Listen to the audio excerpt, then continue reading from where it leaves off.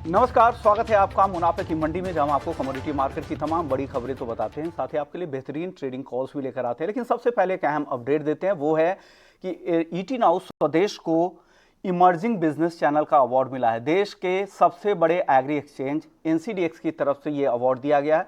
Industry के तमाम दिग्गजों की मौजूदगी में ईटी नाउ स्वदेश को यह सम्मान दिया गया है। आपको बता लॉन्च के 1.5 साल में ईटी नाउ स्वदेश को अब तक 7 अवार्ड मिल चुके हैं और इस बार कमोडिटी कवरेज के लिए यहां पर एनसीडीएक्स की तरफ से ये अवार्ड दिया गया है।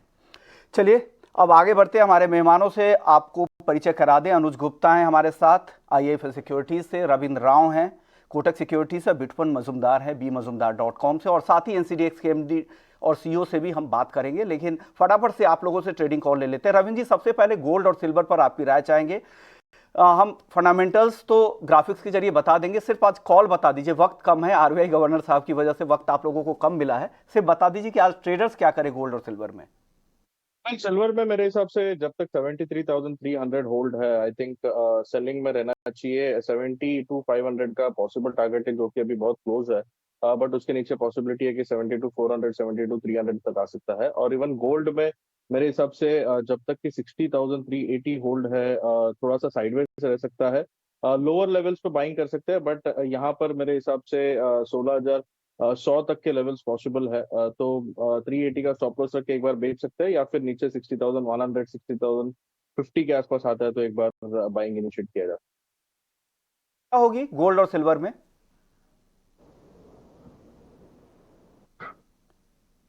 अनुज जी। Vishnu ji, good morning. देखिए, सबसे पहले तो आपको बहुत बहुत शुभकामनाएं अवार्ड के लिए। और जहाँ तक कॉल्स की बात है, तो यहाँ पर मैं बाय कॉल देना चाहूँगा। गोल्ड में करीबन 60,200 के आसपास खरीदारी करें। 59,650 का स्टॉप लॉस लगाएं, टारगेट 60,600 तक हो सकता है। सिल्वर में भी बाय ऑन डिप्स की स्ट्रेटेजी रहेगी, करीबन 72,000 के आसपास खरीदारी करें। 71,450 का स्टॉप लॉस लगाएं, टारगेट 73,000 तक देखने को मिल सकता है। ओके, गोल्ड कहां पे खरीदना चाहिए बिटूपन? आपकी कॉल क्या, टारगेट क्या है, स्टॉप लॉस क्या है गोल्ड में?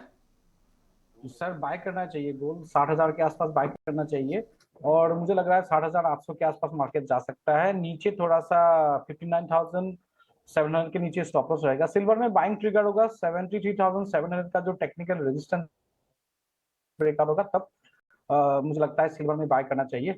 और पॉजिटिव मोमेंटम ही है, लेकिन इंट्राडे में थोड़ा करेक्शन रह सकता है। और जो रूपी का भी इवेंट है, उस हिसाब से लग रहा है कि जिस तरह से ग्लोबल जगह पे इस तरह से इश्यूज हो रहा है कि मॉनेटरी पॉलिसीज का, या जो भी स्टेप्स आज के गवर्नर जो 2000 नोटबंदी का हुआ है, मुझे लग रहा है उससे गोल्ड को भी सपोर्ट मिलेगा, और मेरे हिसाब से गोल्ड बाय ही है।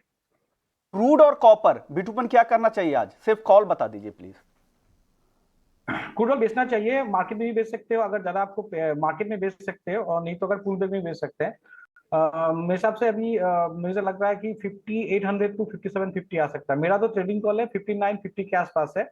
यहाँ पे एक लॉट बेच सकते हैं, अगर थोड़ा पुल बैक आता है तो 5950 के आसपास भी बेच सकते हैं। 6030 के ऊपर stop loss, target 5800 to 5750। Natural और गैस कॉपर और भी मुझे लग रहा है कि कॉपर का भी सेलिंग होगा।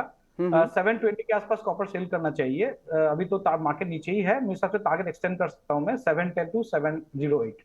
Okay Ravindra ji, natural gas और कॉपर, इन दोनों काउंटर पर क्या टारगेट है आज के लिए?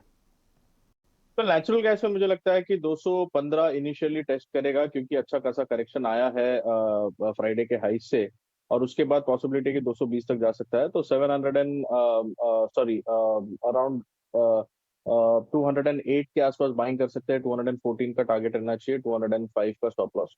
और कॉपर की बात करें तो कॉपर में शॉर्ट करना चाहिए, 720 का स्टॉप लॉस, और डाउन साइड मुझे लगता है कि 714 के आसपास एक बार प्राइसेस दिख। अनुजी, एल्युमिनियम क्या करे? 207 के आसपास है, क्या इन लेवल पे खरीदारी करे? छोटा जवाब दीजिएगा। बिल्कुल खरीदारी करना चाहिए। एल्युमिनियम में करीबन 207 के आसपास खरीदारी का ट्रेड ले, 205 का स्टॉप लॉस लगाए, टारगेट ऊपर में 211 तक देखने को मिल सकता है। हल्दी और जीरा आज दोनों काफी गिरावट दिख रही है अनुज जी, क्या करना चाहिए इन दोनों काउंटर में?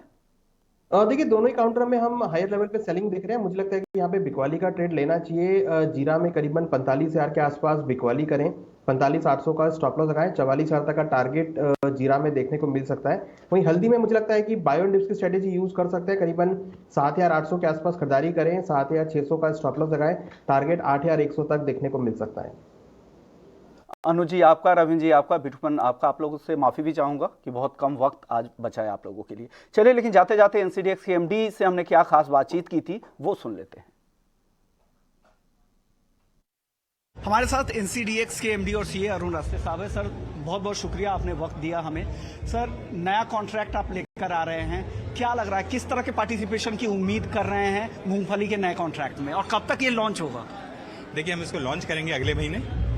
दो चीज़ें हम एक्सपेक्ट कर रहे हैं। हमारा जो मेजर पार्टिसिपेशन आता था गुजरात, राजस्थान, मध्य प्रदेश, इस बेल्ट से, और इस बेल्ट में जो पार्टिसिपेंट्स हैं हमारे, उनके लिए ये एक मेजर बूस्ट होगा, क्योंकि इनके पास चना था, सोयाबीन था, और ये जब चला गया है तो उनके पास कोई कमोडिटी बड़ी वाली बची नहीं थी। और सोयाबीन और चने के जाने के बाद कोई मेजर अगर कमोडिटी बचती है तो वो ग्राउंडनट है। Groundnut is second largest commodity as far as edible oil is concern.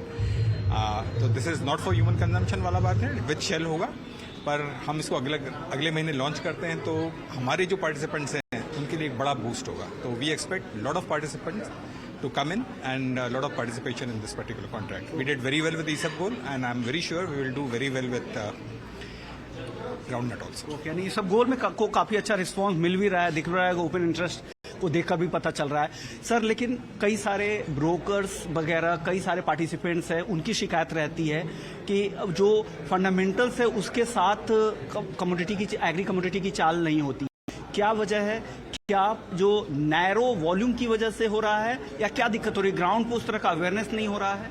देखिए, दो चीज़ें होती है। एक तो लोगों में जब वाइडर पार्टिसिपेशन होगा तो अपने आप कमोडिटीज़ का जो ग्राउंड में लोगों की मतलब लोगों में जो भ्रांति फैली हुई है कि फ्यूचर और स्पॉट अलग हैं। भाई, फ्यूचर क्या है? स्पॉट आज जो है उसमें आप कैरी कॉस्ट कर दीजिए, ऐड कर दीजिए, जो आपकी वेयर हाउसिंग की है कॉस्ट ऐड कर दीजिए, रिस्क फैक्टर ऐड कर दीजिए, फ्यूचर कॉस्ट होता है।